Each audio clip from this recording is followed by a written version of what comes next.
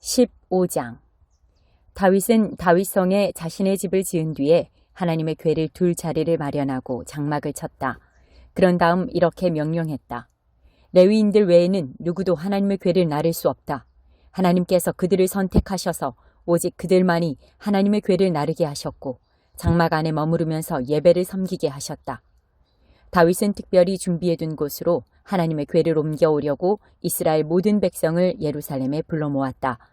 다윗은 아론 집안과 레위인들도 불러들였다.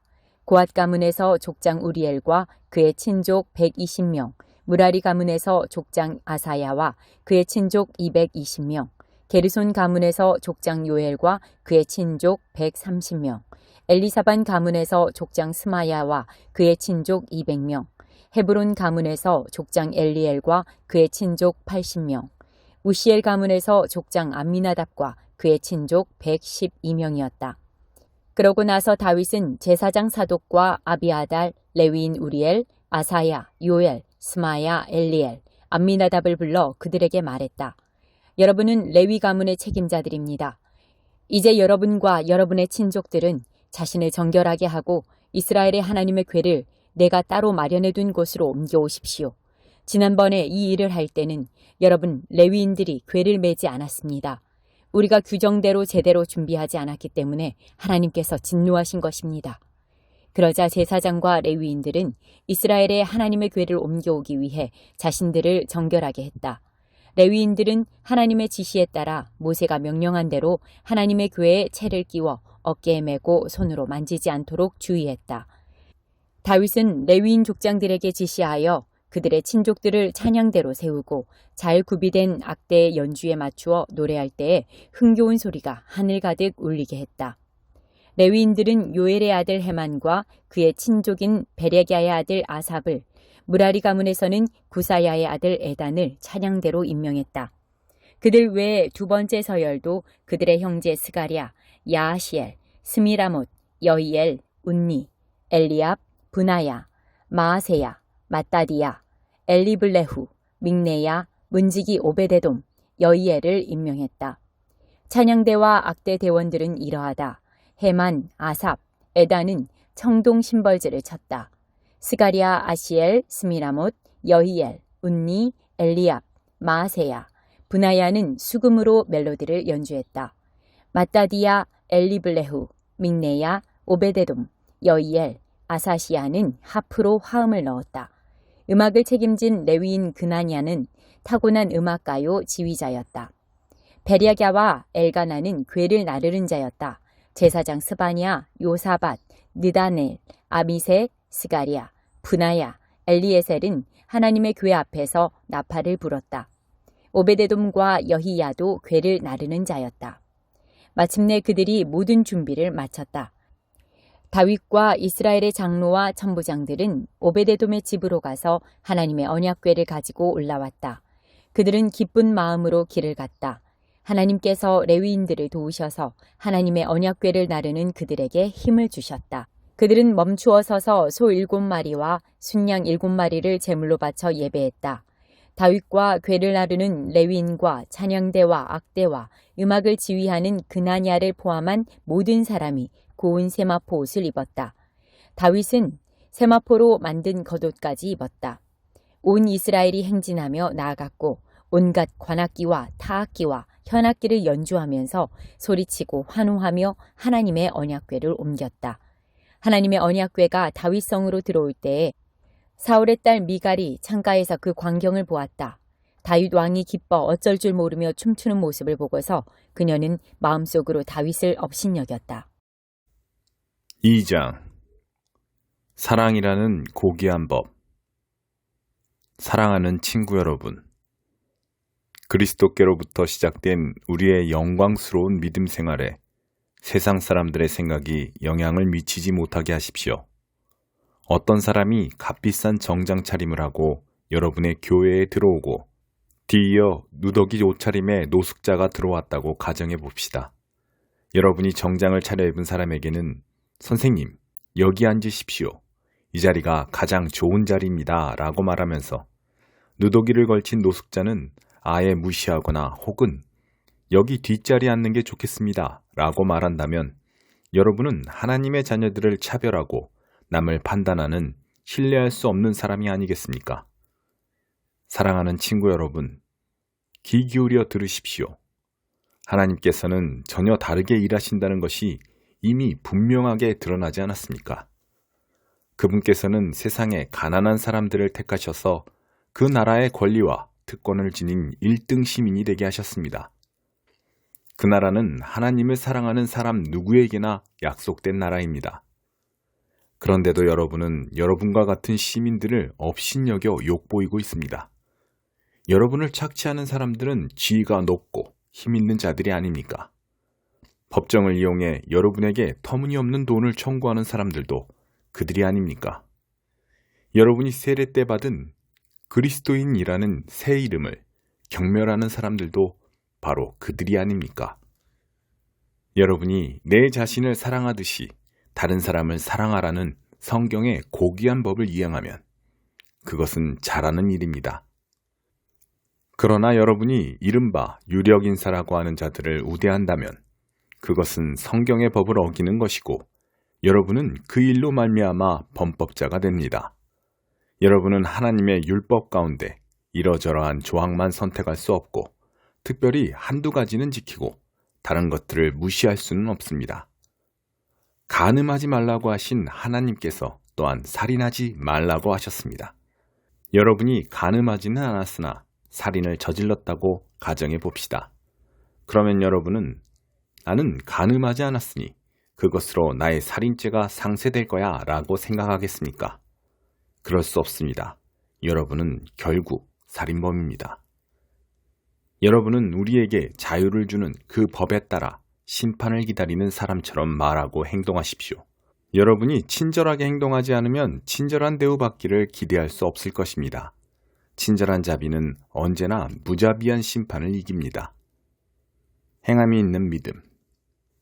사랑하는 친구 여러분, 여러분은 온갖 옳은 말씀을 배우기만 하고 아무것도 행하지 않으면서 잘 되기를 바랍니까? 어떤 사람이 믿음을 논하기만 하고 전혀 실천하지 않는다면 그 사람에게 믿음이 실제로 있는 것이겠습니까? 예를 들어 여러분의 옛 친구가 누더기를 걸친 채 굶주리고 있는데 그에게 다가가서 여복의 친구 그리스도를 입으시게 성령 충만하시게 라고 말하면서 외투 한 벌이나 밥 한 그릇 주지 않고 떠나간다면 무슨 소용이 있겠습니까? 하나님의 말만 앞세우고 하나님의 행함이 없다면 그것은 터무니없는 짓임이 분명하지 않습니까? 벌써 여러분 가운데 누군가가 좋습니다. 당신이 믿음을 맡으면 나는 행함을 맡겠습니다. 라고 말하는 소리가 들립니다. 성급하게 판단하지 마십시오. 내가 행함이 없는 믿음을 보여줄 수 없듯이 여러분도 믿음 없는 행함을 보여줄 수 없습니다. 믿음과 행함, 행함과 믿음은 뗄래야 뗄 수 없는 관계입니다. 여러분은 한 분이신 하나님을 믿는다고 공언하면서 마치 그것으로 대단한 일을 했다는 듯이 뒷짐을 진 채 만족해 하더군요. 참 대단하십니다. 마귀들도 그렇게 합니다만 그것이 무슨 소용이 있겠습니까? 생각을 좀 해보십시오. 여러분은 믿음과 행함을 갈라놓고도 그것을 계속 죽지 않게 할 수 있다고 생각하는 것입니까? 우리 조상 아브라함이 자기 아들 이삭을 번제단에 바칠 때 행함으로 하나님과 바른 관계를 맺은 것이 아닙니까? 믿음과 행함은 함께 멍에를 맨 동반자임이 분명하지 않습니까? 믿음은 행함으로 나타나는 것이 아닙니까? 행함이 믿음의 행위라는 것은 다 아는 사실이 아닙니까? 성경은 아브라함이 하나님을 믿어 하나님과 바른 관계를 맺었다고 했는데 여기서 믿는다는 말의 온전한 의미는 그의 행위까지 담고 있습니다. 아브라함이 하나님의 벗이라는 이름을 얻게 된 것은 그가 믿음과 행위를 하나로 조화시켰기 때문이 아닙니까? 사람이 하나님과 바른 관계를 맺는 것은 열매 맺지 못하는 믿음으로 되는 것이 아니라 행함으로 열매를 맺는 믿음으로 되는 것이 분명하지 않습니까? 여리고의 창녀 라합의 경우가 그러했습니다. 하나님이 그녀를 귀하게 여기신 것은 하나님의 정탐꾼들을 숨겨주고 그들의 탈출을 도운 행위, 곧 믿음과 행함의 빈틈없는 일치 때문이 아니었습니까? 여러분이 육체와 영을 분리시키는 바로 그 순간에 여러분은 싸늘한 시체가 되고 맙니다. 믿음과 행함을 분리시켜 보십시오. 여러분이 얻을 것은 시체뿐입니다. 9장 다섯째 환상 산당의 붕괴와 민족 전멸.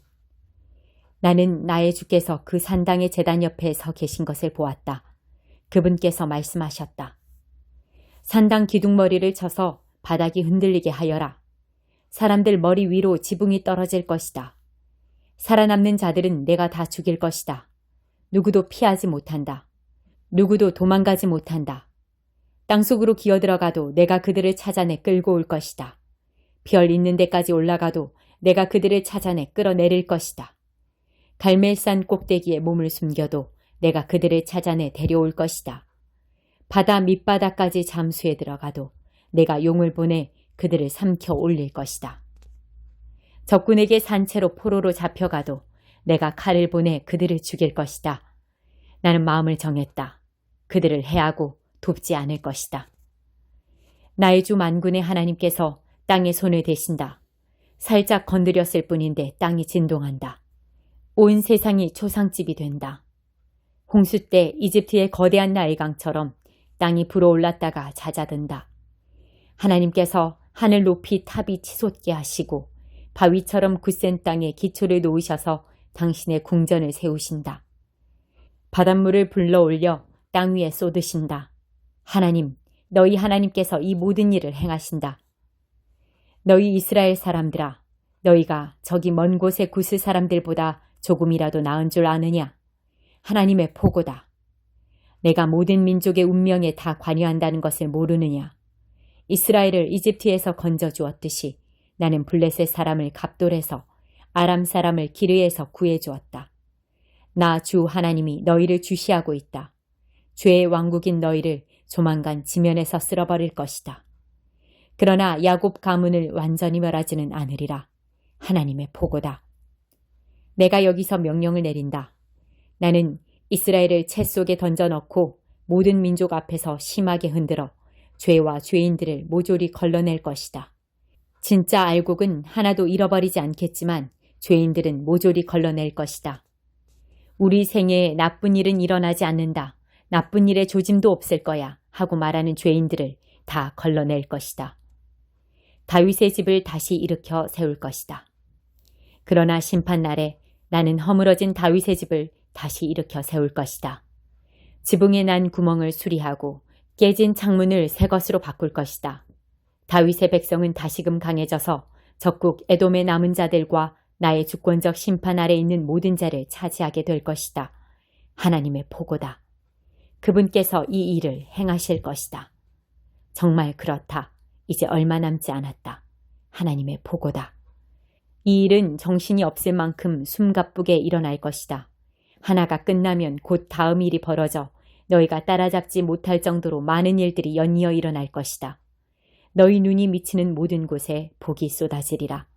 산과 언덕 위에서 포도주가 흘러나오듯 복들이 흘러넘칠 것이다. 내 백성 이스라엘을 위해 내가 모든 것을 바로잡을 것이다.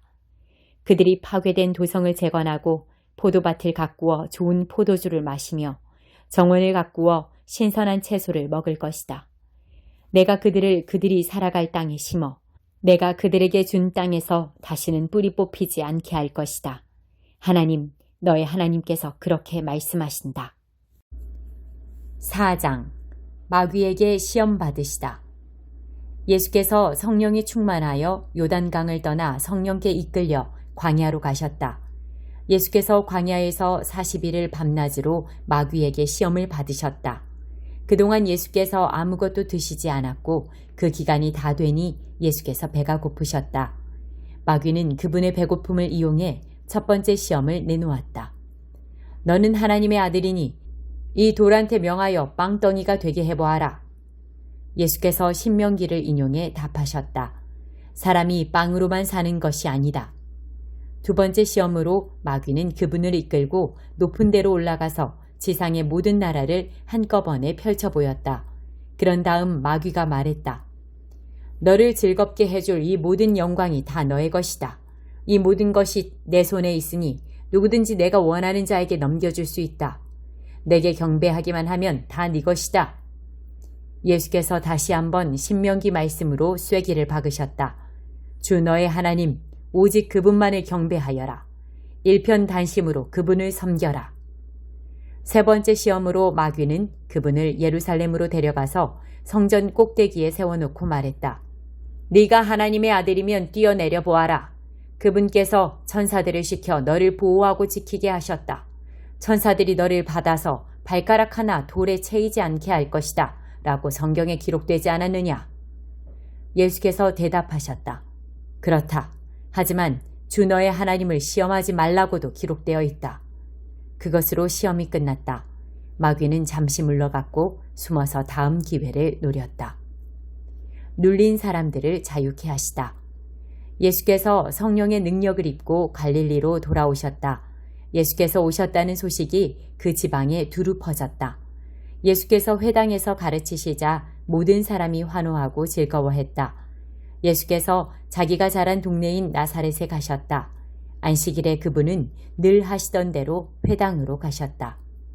예수께서 성경을 낭독하려고 서시자 누군가가 그분께 예언자 이사야의 두루마리를 건넸다. 예수께서 두루마리를 펴서 다음과 같이 기록된 곳을 찾으셨다. 하나님의 영이 내게 임하시니 그가 나를 택하여 가난한 사람에게 복된 소식의 메시지를 전하게 하셨다. 나를 보내셔서 갇힌 사람에게 노임을, 눈먼 사람에게 다시 보게 됨을 선포하고 눌리고 지친 사람을 자유케 하여 지금은 하나님이 일하시는 해라고 선포하게 하셨다. 예수께서 두루마리를 말아 그 맡은 사람에게 돌려주시고 자리에 앉으셨다. 회당 안의 시선이 일제히 그분께 모아졌다.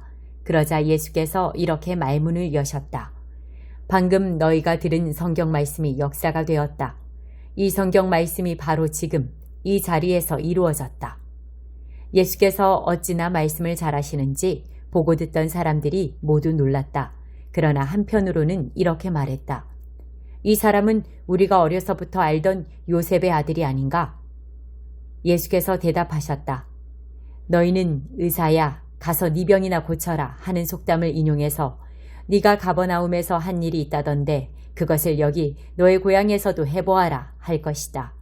하지만 내가 너희에게 해줄 말이 있다. 예언자는 자기 고향에서 환영받지 못하는 법이다. 엘리야 시대에 3년 반 동안 가뭄이 들어 기근으로 땅이 황폐해졌을 때 이스라엘의 과부가 많았으나 시돈의 사렙다에 사는 과부에게만 엘리야가 보냄을 받지 않았느냐? 또 예언자 엘리사 시대에 이스라엘의 나병 환자가 많았으나 깨끗함을 받은 사람은 시리아 사람 나아만뿐이었다. 회당 안에 있던 사람들 모두가 그 말에 화가 났다. 그들은 예수를 내몰아 동네 밖으로 쫓아낸 다음 동네 끝에 있는 벼랑으로 끌고 가서 그를 밀쳐 죽이려고 했다. 그러나 예수께서 그들에게서 벗어나 자기 길을 가셨다. 예수께서 갈릴리의 한 마을 가버나움으로 내려가셔서 안식일에 사람들을 가르치셨다. 그들이 놀라며 감동을 받았다. 그분의 가르침은 그들이 늘 듣던 모호한 궤변이나 인용문과는 달리 아주 솔직하고 확신에 차서 권위가 있었다. 그날 회당에 귀신 들려 고통하는 사람이 있었다. 그가 소리를 질렀다. 아, 나사렛 사람 예수여, 무슨 일로 우리한테 왔습니까? 나는 당신이 무슨 일을 하려는지 압니다. 당신은 하나님의 거룩한 분이시며 우리를 멸하러 왔습니다. 예수께서 그의 입을 막으셨다. 조용히 하고 그에게서 나오너라. 귀신은 모든 사람이 보는 앞에서 그 사람을 쓰러뜨리고 떠나갔다. 귀신은 그 사람에게 상처는 입히지 않았다. 그러자 모든 사람이 크게 놀라서 서로 수군거렸다. 이게 어찌 된 일인가? 이 사람은 말한 대로 이루어지게 하는 사람인가? 이 사람이 나가라고 명령하면 귀신도 떠나는가? 마을 전체가 온통 예수 이야기뿐이었다. 병든 사람들을 고쳐주시다. 예수께서 회당을 떠나 시몬의 집으로 가셨다. 시몬의 장모가 고열에 시달리고 있었다. 사람들이 예수께 그녀를 위해 뭔가를 해주시기를 구했다. 예수께서 곁에서 지켜보시다가 열병이 떠나가라고 명령하자 열병이 떠났다. 그 장모가 곧 일어나 일행의 저녁을 준비했다. 해가 저물자 사람들이 여러 병을 앓고 있는 사람들을 예수께 데리고 왔다. 예수께서는 한 사람 한 사람에게 손을 얹어 고쳐주셨다. 귀신들이 떼를 지어 떠나가며 소리를 질렀다. 하나님의 아들이여, 당신은 하나님의 아들입니다. 귀신들이 그분이 메시아임을 훤히 알고 있었으므로 예수께서는 그들의 입을 막아 한마디도 하지 못하게 하셨다. 이튿날 예수께서 한적한 곳으로 가셨다. 그러나 무리가 찾아 나섰고 그분을 만나자 떠나가지 못하게 그분께 매달렸다. 예수께서 그들에게 말씀하셨다. 내가 다른 마을들에서도 하나님 나라의 메시지를 전해야 한다. 바로 그 일을 하라고 하나님께서 나를 보내셨다. 너희는 그것을 알지 못하느냐? 예수께서는 갈릴리 여러 회당에서 계속해서 말씀을 전하셨다.